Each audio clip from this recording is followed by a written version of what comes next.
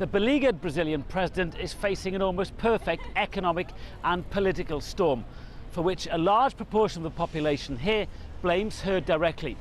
Perhaps the biggest crisis affecting her is a multi-billion-dollar corruption scandal focused on the state-controlled oil giant Petrobras.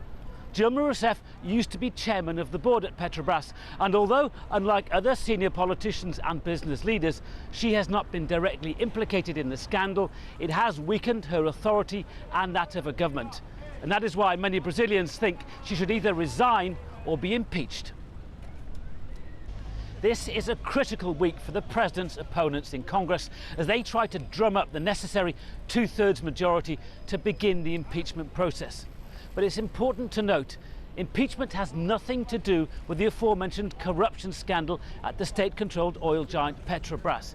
Instead, it is more focused on allegations that Dilma Rousseff somehow manipulated government accounts to hide the growing deficit.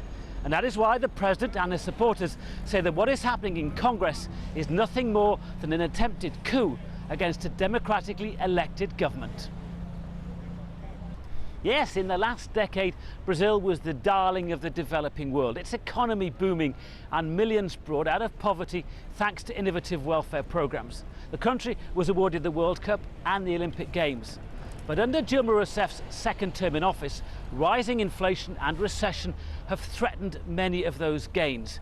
It's also exposed many of Brazil's old divisions that never really went away, between north and south, rich and poor, and along racial lines. This feels like a divided country with regular anti- and pro-government protests on the streets of Rio, São Paulo and Brasilia.